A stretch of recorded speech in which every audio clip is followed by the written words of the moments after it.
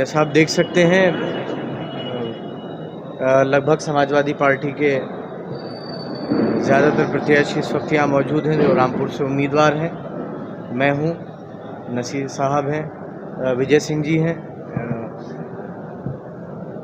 गुज़रे दिनों में एक बात आम तौर पर चर्चा में आई, मैंने भी इस बात का ज़िक्र किया है और आज भी उसी बात की ज़िक्र के लिए यहाँ आप सबको बुलाया है। चुनाव आचार संहिता का पालन होना चाहिए, जो मॉडल कोड ऑफ कंडक्ट की रेगुलेशंस है उसका पूरा पालन होना चाहिए, जो कोविड का प्रोटोकॉल है उसका पूरा पालन होना चाहिए। लेकिन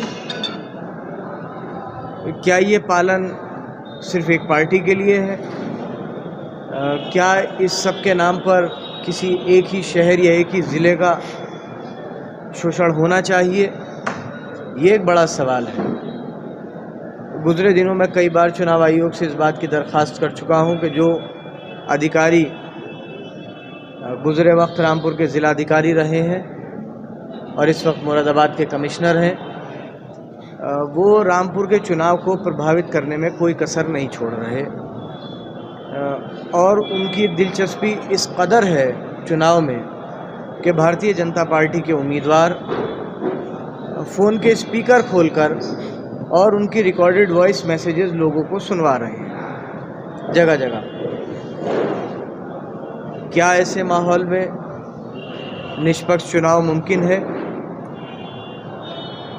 क्या ऐसे माहौल में फ्री और फेयर इलेक्शन मुमकिन है? कल समाजवादी पार्टी के जो सेंट्रल ऑफिस है उसने मुख्य चुनाव आयुक्त को एक शिकायत इसी मामले में की है।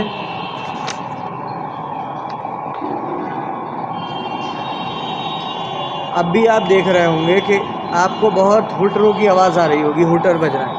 ये रामपुर के लोगों के लिए आम बात हो गई, सिर्फ रामपुर के लोगों को टेरराइज करने के लिए, उनको धमकाने के लिए। इस वक्त भी आपके साथ प्रेस कॉन्फ्रेंस कर रहा हूं तो बाहर का ये हाल है।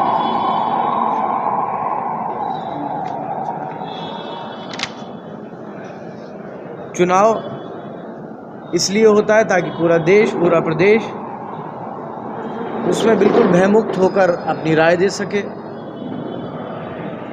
लेकिन जो हो रहा है, 55 से 60 हज़ार रेड कार्ड बांटे जा रहे हैं और सिर्फ समाजवादी पार्टी के कार्यकर्ताओं को और आम लोगों को।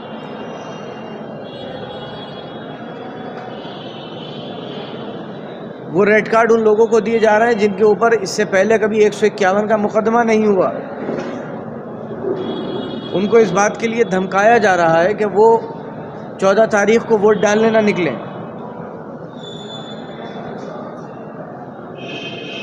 अगर यही माहौल रहेगा और इसी तरीके से जो कमिश्नर हैं मुरादाबाद के अंजने कुमार सिंह, उनके मंडल में रहते हुए क्या एक फ्री और फेयर इलेक्शन हो पाएगा? उनकी जो भी गाइडलाइंस ज़िले के बहुत से अधिकारियों को हैं या भारतीय जनता पार्टी के उम्मीदवारों को हैं, उनके बारे में जांच कराई जा सकती है, लेकिन जांच में कुछ निकलेगा नहीं। जो हालात, लेकिन रेड कार्ड बांटकर लोगों को टेरराइज करना, एक साथ 16 के हज़ारों मुचलके बनाना, ये मेरे ख्याल से एक तरीक़े की चुनाव की एक करप्ट प्रैक्टिस है जिसे किया जा रहा है। और मैं चुनाव आयोग से इस बात की दरख्वास्त करूंगा कि वो रामपुर के मामले में दखल दे और ऐसे तमाम अधिकारी जो रामपुर ज़िले में और मुरादाबाद मंडल में, ख़ास तौर पर जो कमिश्नर हैं मुरादाबाद मंडल के, इनका यहाँ से तबादला होना चाहिए ताकि एक निष्पक्ष चुनाव हो सके। कमिश्नर महोदय हैं वो सिक्किम कैडर के हैं और डेपुटेशन वहाँ पर भेजा जाता है जहाँ पर अधिकारियों की कमी हो, और इस वक्त नॉर्थ ईस्ट में अधिकारियों की कमी है जबकि वो पहले 5 साल के लिए डेपुटेशन पे आए थे, फिर 1 साल का एक्सटेंशन हुआ और फिर 2 साल का एक्सटेंशन हुआ, जो कि ख़ुद में जो डेपुटेशन के कानून है उसके ख़िलाफ़ है। इतना लंबा डेपुटेशन, या तो उनके अंदर कोई ख़ास सलाहियत है जो उत्तर प्रदेश के कैडर के बाकी अधिकारियों में नहीं है। ऐसी कौन सी वजह है जो वो इतने लंबे समय से इसी मंडल में पहले रामपुर के ज़िलाधिकारी रहे और उसके बाद उनको मुरादाबाद मंडल का कमिश्नर बना दिया गया? क्या और अधिकारी नहीं है उत्तर प्रदेश में? क्या उनमें सलाहियत नहीं है कि वो चुनाव करा सकें? क्या ऐसी कोई वजह है?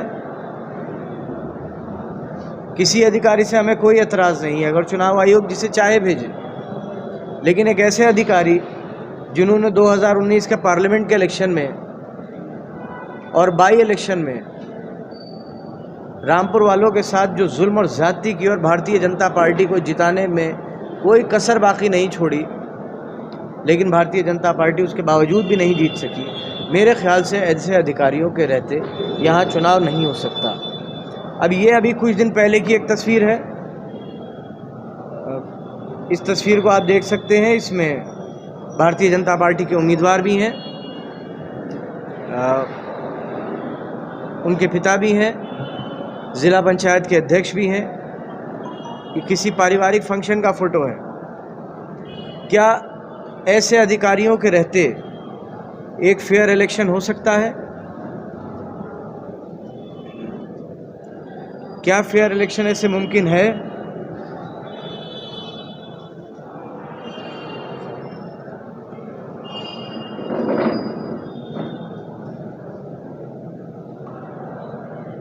वो वीडियो दिखाएं गोली वाले। तो भारतीय जनता पार्टी के उम्मीदवार और जो मौजूदा कमिश्नर साहब हैं, इनकी साफ पहचान में आएंगे और इस वीडियो को देखकर बताइएगा कि क्या इनके रहते रामपुर में फेयर इलेक्शन हो सकता है।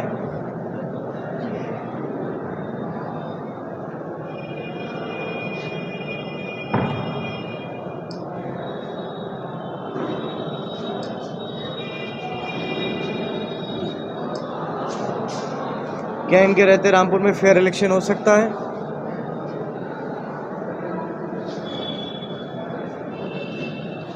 तो ये एक बहुत बड़ा सवालिया निशान इसलिए भी है कि हम जो कहते हैं कि एक फ्री और फेयर इलेक्शन होना चाहिए, जब मंडल आयुक्त के दफ्तर से दिन में 500 फ़ोन अधिकारियों को आएंगे ज़िले के, तो फेयर इलेक्शन नहीं हो सकता। मैं दरख्वास्त करूंगा चुनाव आयोग से कि वो इस मामले में दखल दे और एक नए मंडल आयुक्त की यहाँ पर नियुक्ति हो और नियुक्ति के साथ साथ एक निष्पक्ष ऑब्जर्वर को बनाकर भेजा जाए और जो भी अधिकारी यहाँ पर हैं उनके तमाम फ़ोन रिकॉर्ड्स, उनके तमाम मूवमेंट चुनाव आयोग उस पर निगरानी करे, ताकि रामपुर के लोगों का, इस मंडल के लोगों का लोकतंत्र पर भरोसा बढ़े। अभी हम बात कर रहे थे रेड कार्ड की।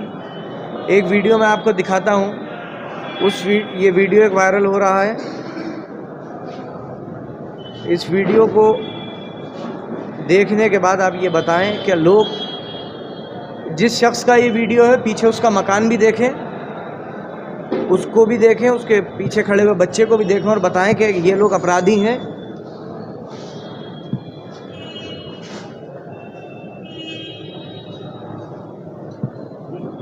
ये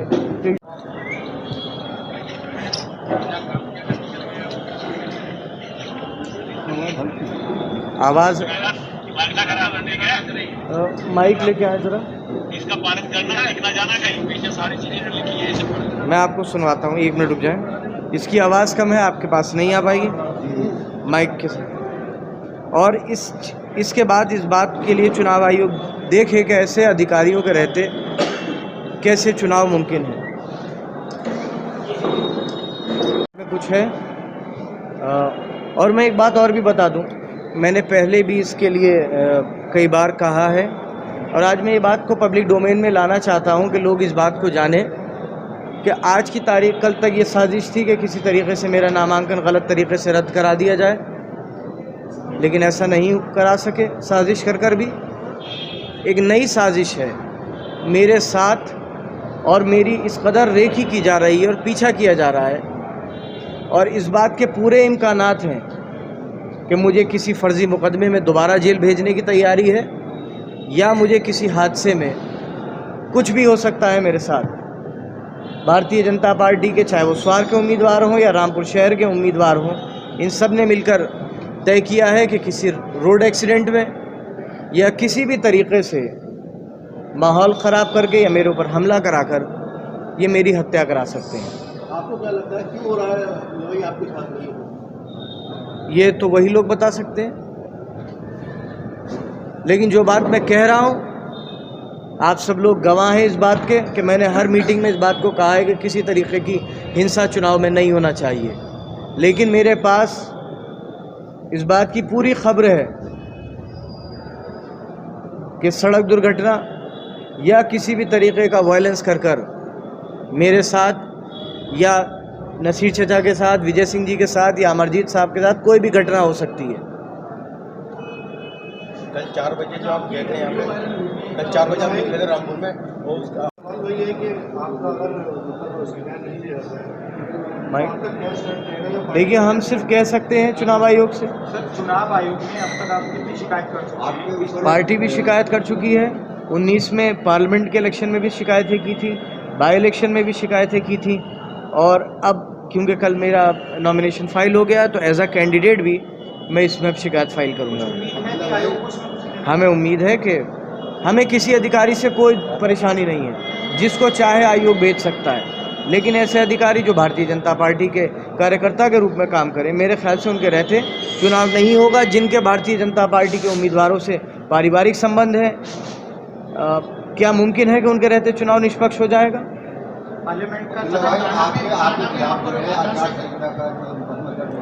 जितनी आचार संहिता है, जितना कोविड का प्रोटोकॉल है, वो सब हमारे ऊपर लागू।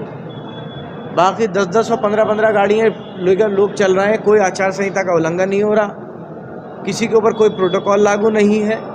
मुझे अभी स्वार जाना है तो जहाँ जिन घरों में मुझे जाना है वहाँ पुलिस पहले से पहुँच चुकी है कि मत बिठा लो यहाँ पर। क्या ऐसे चुनाव होगा या ऐसे चुनाव हो सकता है? अगर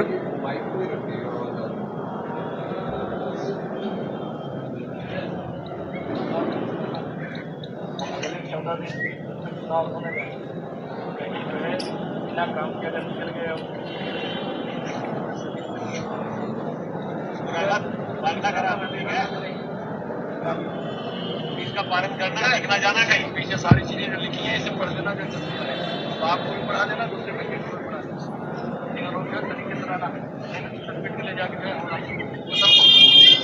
जिसमें ये कहता हुआ देखा जा रहा हो अधिकारियों को कि तुम घर से बाहर निकले तो नीले कर दिए जाओगे। क्या कोई चुनाव के दिन वोट डालने निकलेगा?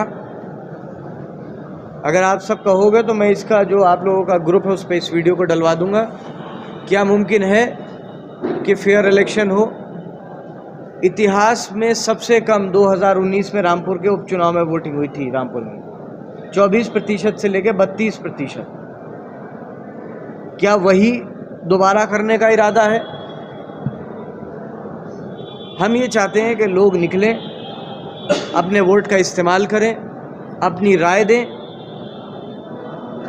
लेकिन मेरे ख्याल से चुनाव की जो असल मकसद होता है कि हर आखिरी इंसान अपनी बात को कहे, अपना अधिकार को इस्तेमाल करे, वो शायद मुमकिन आज की तारीख में रामपुर में नहीं है।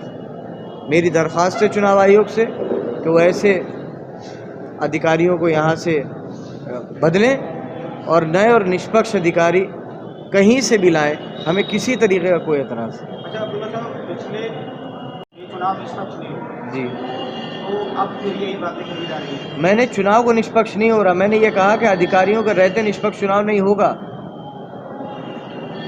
दोनों बातों में फ़र्क है। मैंने उसमें पिछली बार भी ये कहा था कि जो ये मौजूदा कमिश्नर हैं, ये रामपुर के उस वक्त के तत्कालीन डीएम थे। इन्होंने कोई कसर रामपुर वालों पर, समाजवादी पार्टी के कार्यकर्ताओं पर कोई जुल्म ऐसा नहीं था जो नहीं किया हो। जिन लोगों पर कभी 151 का मुकदमा नहीं हुआ, आज वो घोर असामाजिक तत्व। लिस्ट निकाली गई है रामपुर में, चमरौआ के, शाहबाद के, स्वाटांडा के और रामपुर के, बिलासपुर के लोग हैं उसमें। घोर असामाजिक तत्व जिनके ऊपर, जिनके नाम पर कभी मक्खी मारने की तहरीर भी नहीं दर्ज हुई, आज वो घोर सामाजिक तत्व हो गए। जिन पर गुंडा एक्ट लगाई जा रही है, उनके परिवार, उनके खानदान में से कभी कोई थाने नहीं गया। जिनको रेड कार्ड दिए जा रहे हैं, उन्होंने कभी थाने और चौकी की चौखट पार नहीं करी। सिर्फ लोगों को टेरराइज करना कि वो वोट डालने ना निकले, और सिर्फ एक पार्टी के लोगों के साथ ये करना। वही मैं पूछ रहा था। आप लोगों के मुझसे ज़्यादा सोर्सेज हैं, आप लोगों की अधिकारियों के दफ्तर में मुझसे ज़्यादा पकड़ होगी, आपके जानने वाले मुझसे ज़्यादा होंगे। आप जाकर देख लीजिए, हर थाने में जो लिस्ट भेजी गई है, एक अनऑफिशियल लिस्ट, जिस पर ना तो कोई मोहर है, ना कोई साइन है, ना वो किस कार्यालय की है ये पता है, लेकिन उस पे ऊपर लिखा हुआ है घोर असामाजिक तत्व, और उसमें पूरे समाजवादी पार्टी के कार्यकर्ताओं का नाम, उन्हें किस तरीके से परेशान करना है, ये तमाम बातें थाने में और कमिश्नर ऑफिस में बैठ के तय होती हैं। तो ये आपका ये कहना है कि पुलिस को मालूम है कि सब ये लोग हैं, सपा के? पुलिस को नहीं, आप मेरी बात नहीं समझे। घोर असामाजिक तत्वों का नाम उन लोगों का दिया गया जो शरीफ लोग, और वो सारे लोग समाजवादी पार्टी के, यही पूछना चाहता हूँ। जिनके ऊपर कभी किसी से बहस करने तक का मुकदमा या तहरीर नहीं हुई, आज वो चुनाव से पहले घोर असामाजिक तत्व हो गए। जो वीडियो मैंने आपको दिखाया, उसमें खड़ा हुए नौजवान के पीछे जो घर है, उस पे पक्का लिंटर तक नहीं है, कच्चे मकान की छत में वो रह रहा है, और उसको पुलिस वाले गाली बक रहे हैं कि तुम घर से निकलोगे तो नीले कर दिए जाओगे। क्या ऐसे अधिकारियों के रहते चुनाव, निष्पक्ष चुनाव मुमकिन है? मेरा तो ये सवाल है। तो अभी तक तो फैसला लेना उनका काम है, ये सवाल तो वो,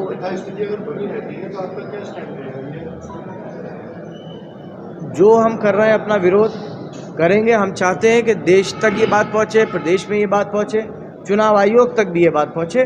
और हम ये नहीं कह रहे कि साहब फला अधिकारी हो ना, निष्पक्ष अधिकारी लाके बैठा ले जाएं, यहाँ उन्हें पोस्ट किया जाए निष्पक्ष अधिकारियों।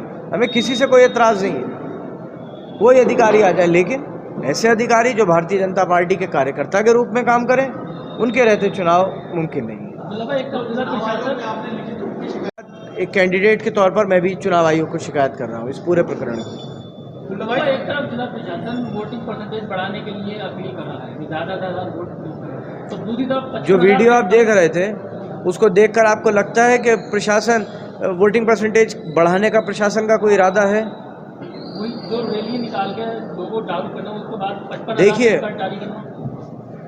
कहते हैं कि हाथी के दांत खाने के और दिखाने के और। तो दिखाने को आप लोगों से ये कह दीजिए कि आप वोट डालिए, और दूसरी तरफ आप 55,000 रेड कार्ड इशू कीजिए, एक साथ 16 के मुचल के भरवाइए लोगों से। और लोगों को मैंने आपको दिखाया जैसी ज़बान इस्तेमाल करके धमकाया जा रहा है। मेरे ख्याल से तो कोई शरीफ आदमी अपने घर से वोट डालने निकलेगा नहीं। सारे प्रोटोकॉल हम तोड़ रहे हैं। अगर आप भारतीय जनता पार्टी के उम्मीदवारों के काफिले देख लेंगे तो कहेंगे कि यहाँ कोई ना तो आचार संहिता है, ना ही कोई कोविड प्रोटोकॉल है, कुछ नहीं है, ना मास्क है।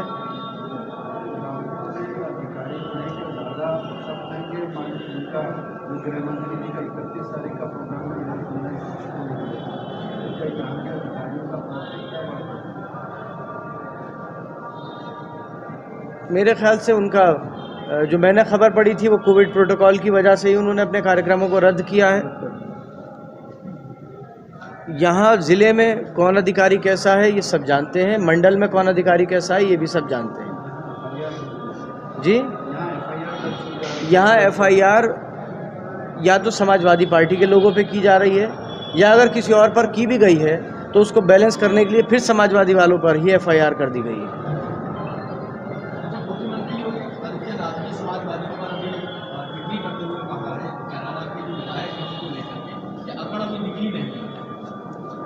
देखिए, जहाँ तक पश्चिम की बात है, मेरे ख्याल से किसानों पर, नौजवानों पर, इन सब मुद्दों पर अगर हम बात करेंगे तो चुनाव में ज़्यादा बेहतर नतीजे भी आएंगे और लोग अपने मुद्दों के लिए लड़ सकेंगे।